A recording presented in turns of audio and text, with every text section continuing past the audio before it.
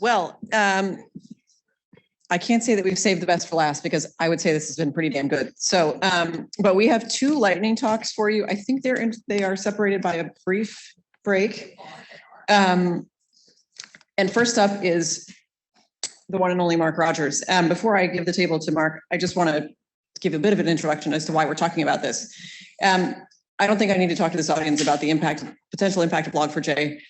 So I'm going to skip that part of the introduction and say, fortunately and unfortunately, as many of you know, open source is often a pathway for ransomware.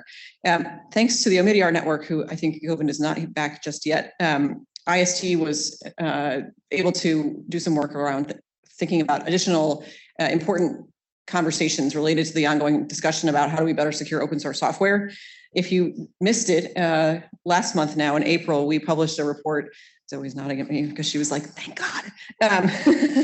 We published a report largely with Marc's thought leadership that made 3 recommendations. The first was that we needed to shift open source software security to a shared responsibility model. There's obviously a commonality there with the national cybersecurity strategy and the idea of resilience by design. The second was to redouble support for existing software development frameworks, policies, and licenses. And the third was that we needed to re-examine existing approaches to vulnerability management to ensure that they account for open source software security. So, as I mentioned, Marc was the champion and thought leader for this paper, and so he's going to give you a lightning-ish talk about his thoughts on open source. And please join me in welcoming Marc to the stage.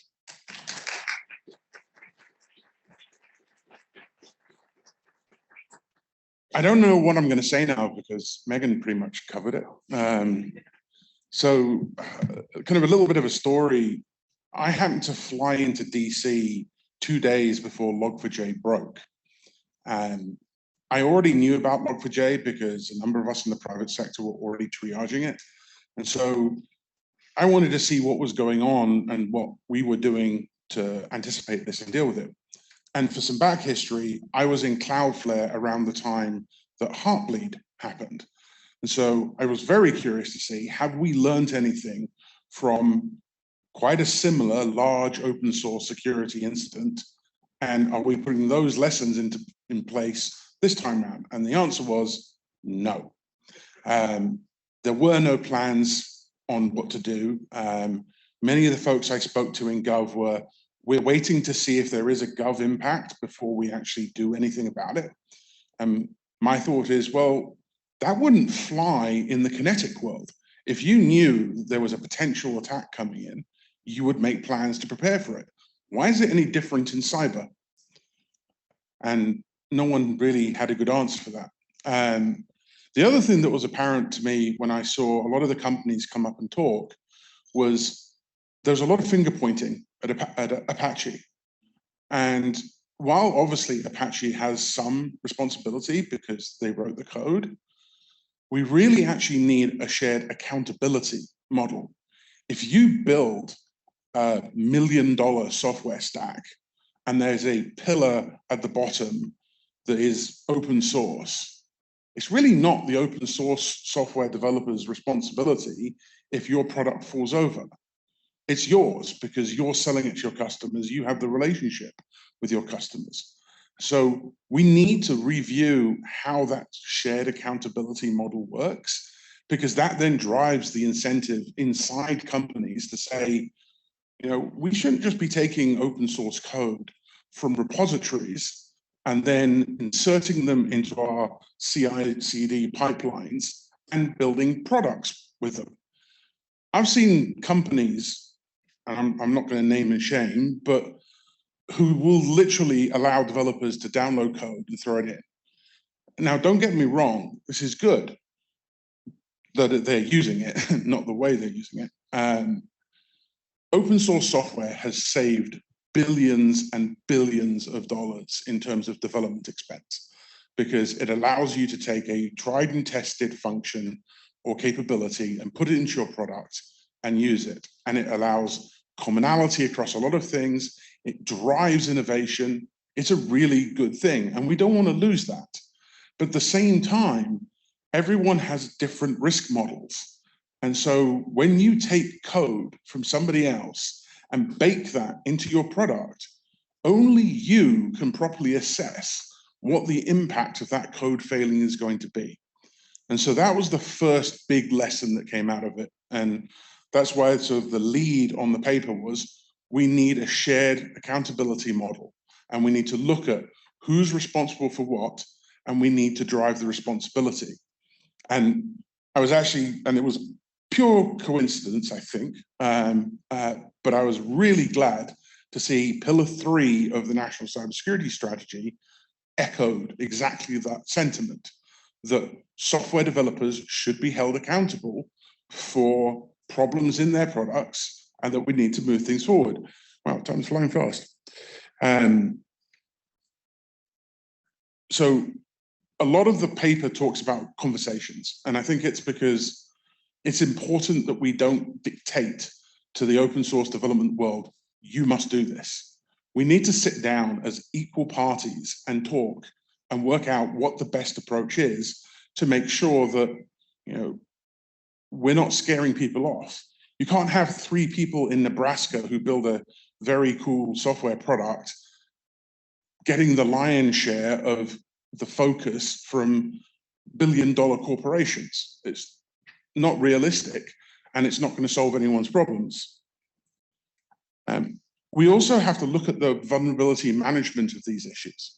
Log4j was a fascinating vulnerability to watch evolve into an exploit. The Log4Shell exploit was available within a matter of hours of Log4j hitting Twitter. It was one of the most aggressively crowdsourced exploit development I've ever seen. Within 24 hours, there were 2 defined kill chains, one which gave you remote code access and one which allowed you to steal secrets. That was kind of fascinating to see, but it also showed that the traditional model of compliance-based vulnerability management doesn't work anymore. You can't rely on there being a gap of 30 days before you run your Nessus scanner to put a patch in. You need to use threat intelligence capabilities to track the vulnerabilities and see how they're evolving and understand the risks.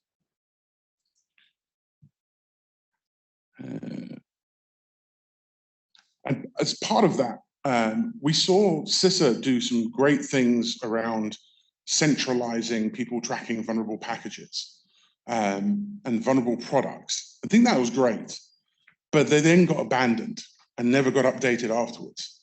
I think we need to get into the habit of, just like we do with MITRE and the National Vulnerability Database, start tracking things. Like if there is a shrink-wrapped product out there that is vulnerable, it should be flagged somewhere so that people can easily find it.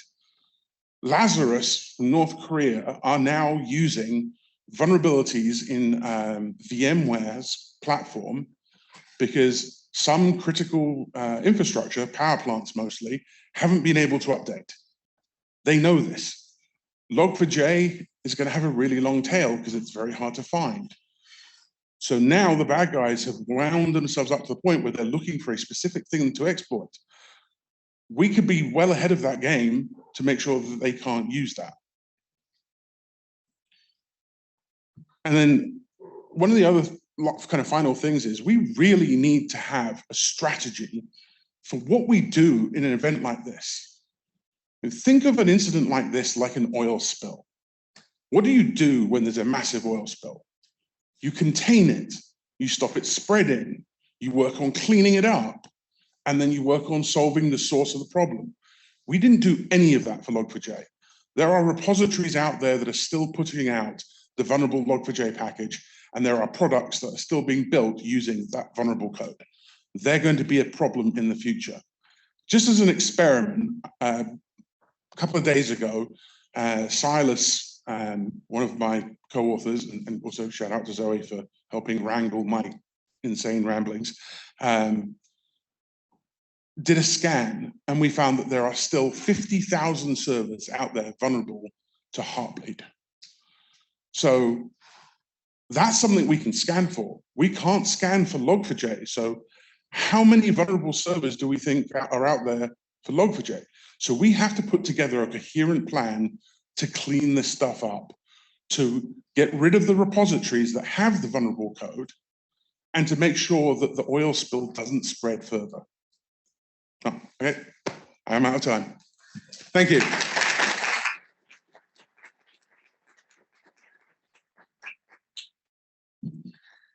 Thanks, Mark, very much for reminding us about how impactful our collective work can be and needs to be. We do have a bit of a break, but you will want to come back, trust me, because we will be joined for another lightning talk by the one and only Bryson Board. So we will reconvene in 10 minutes. Please be on time. We'll hear from Bryson and then we'll have our concluding panel and then we will be having networking time. So thanks, everyone.